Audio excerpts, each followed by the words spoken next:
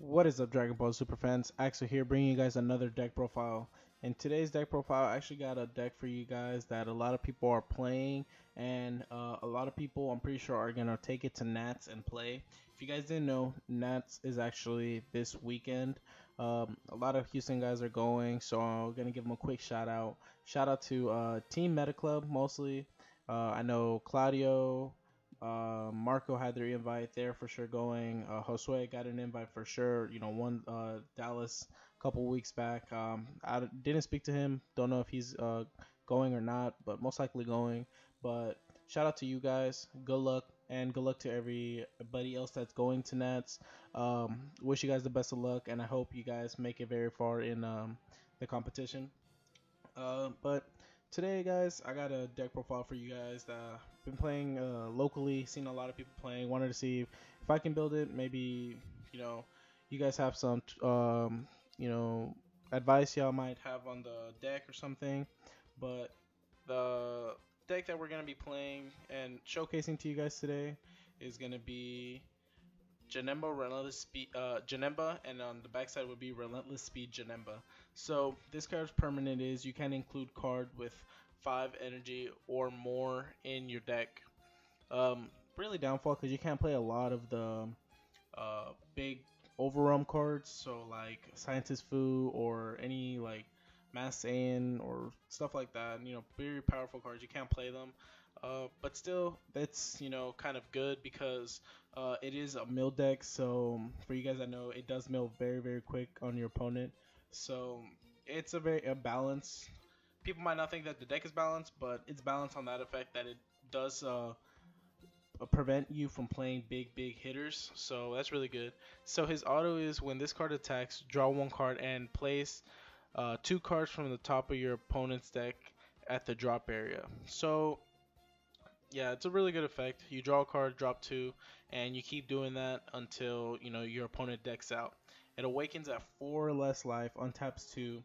On the awaken side, has the same effect. Draw 1, make your opponent drop 2 cards. But the another auto effect that he actually has on the awaken side is the fact that he becomes a negate. Not only does he become a negate, but he becomes a negate that doesn't have counter written on him. So what does that mean?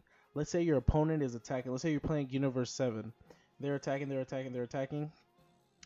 They bring out Victory Strike. They attack. You haven't used Janemba's effect. Use Janemba effect negate. They can't Battering Laser it because Battering Laser says a counter basically.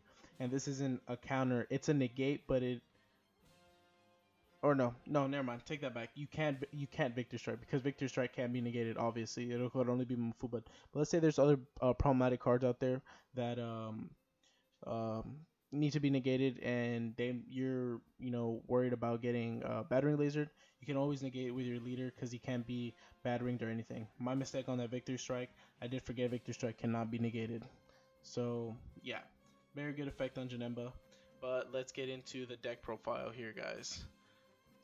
So thank you guys so much. Also wanted to bring up thank you guys for all the support that you guys been giving the channel. We've been doing a lot of like you guys been doing a lot of commenting, liking, subscribing as well. So thank you guys for that. Yeah. So let's get into the deck profile. So here's the deck. Back at it on tap. Really good site to make decks and test them. Even though a lot of people might not know the rules here, they might just be playing to fun, but still, it's pretty good. But we're playing 4 Psych Demon rocking out.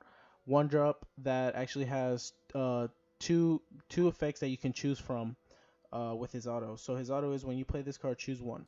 Look at up to 7 cards from the top of your deck. Choose up to 1 Janemba card among them. Add them to your hand. Then shuffle your deck. Or look at up to 1 card from the bottom of your deck. Choose up to 1 Janemba card among them. Add it to your hand. Then shuffle your deck. So this card is really good in the fact that if you play him turn 1, you can search for a Janemba if you're looking for the fatty Janemba. So he's a really good searcher. Or if you activate this Janemba's effect, put him in the bottom of the deck. This can add it back easily. Or if you put these guys back at the bottom of the deck, you can add them back easily. So he's a really good card in the aspect of that he does help you get the fatty Janemba back to hand.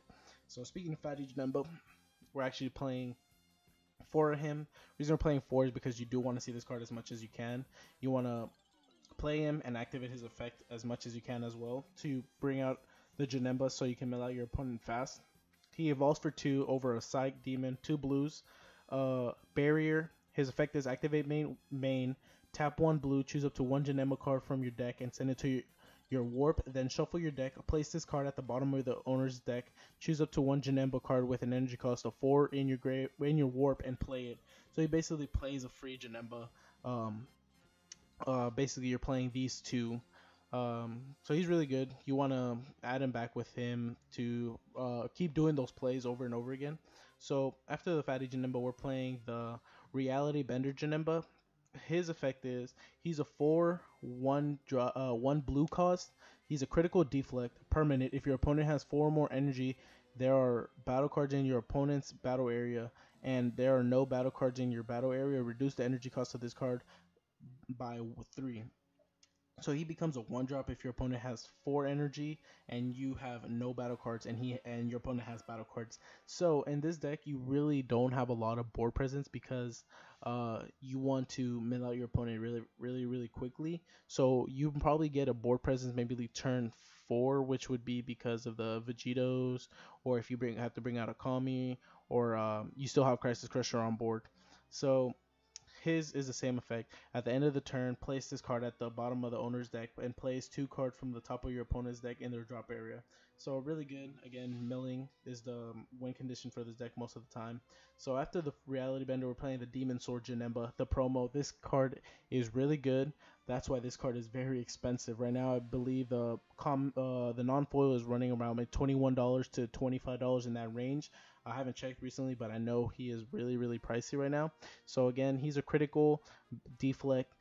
Activate main. So this one activates main. The other one activates on an auto at the end of the turn. So activate main. Place this card at the bottom of its owner's deck. Choose up to 1 of your opponent's battle cards. Send it to the owner's warp and place 2 cards from the your opponent's deck in the drop area. So this card is really good in the aspect that it clears your opponent's board. It doesn't have an energy specification on what battle card you choose, and it still drops those 2 cards.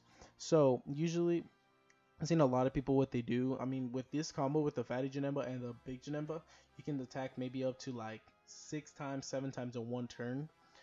So they play the Janemba swing, usually untap with Unyielding Spirit Trunks and Sensus to set up for another play.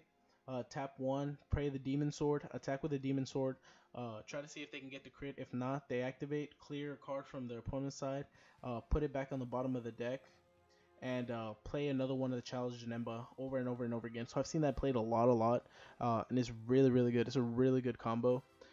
So basically that's going to be our Janemba package. After the Janemba package, we're playing the Awe-Inspiring Intimidate SSB Vegeta. We're only playing 2 of these because you really want to only resolve 1 to extend your turn so you won't die the next turn.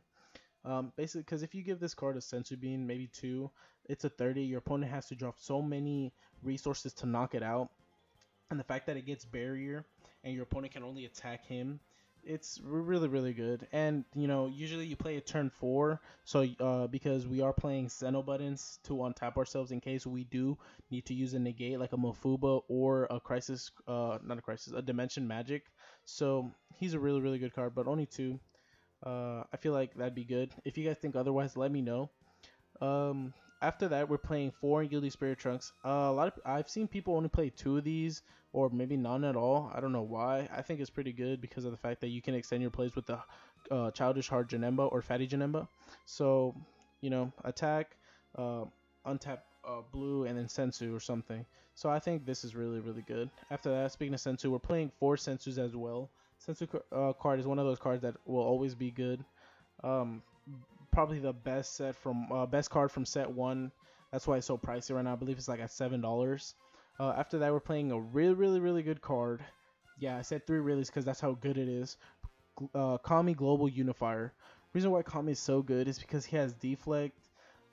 His auto, when you play this card, draw 1 card, activate main for 2 costs. Your opponent has 4 or more battle cards. It basically KOs. This is like a Regeki in Dragon Ball Super, or who knows? Like, this card is so broken, guys. Honestly, if you're not playing this at 3 or 4 in your main deck, you have to be siding this, especially for the guys in Nats. If you guys do watch these videos, hope I don't know if you guys do, but if you do, if you guys are playing, I recommend playing Kami because Kami is such a good card.